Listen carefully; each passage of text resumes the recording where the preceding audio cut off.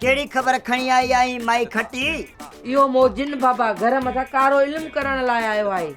इहो न सोचो त मीरज़ादीअ खे ठीक करण लाइ पहुतो आहे।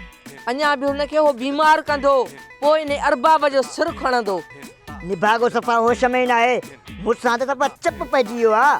तूं हींअर जो हींअर वञी मिठीअ खे सॼी हक़ीक़त ॿुधाए त मां मलूका सां मिली आई आहियां। मलूका चयो आहे त जेतिरो बि जल्दी थी सघे न इन जिन बाबा खे हितां तड़े कढोसि जल्दी, न त पूरे बंगले मथां कारो इल्म पढ़ी सॼे घर खे तबाह करे छॾींदो।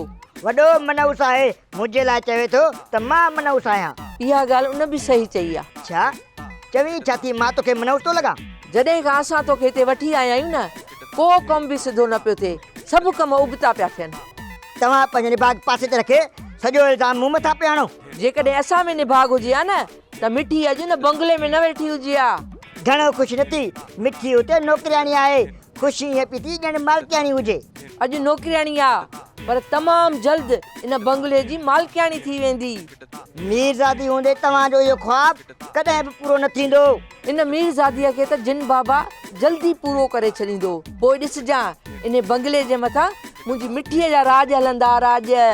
त पोइ तोखे हुन बंगले में असां नौकर करे बि न रखंदासीं। इहा ॻाल्हि यादि रखजांइ, तूं मूंखे मिनतू करे मिठी सां शादी कराईंदीअ। आयो आहे वॾो मिठीअ सां शादी करण लाइ, न कद न बुत, मुंहिंजी राणीअ सां शादी कंदो। उन जा तो ख़्वाब वेठो ॾिसे वीचारो।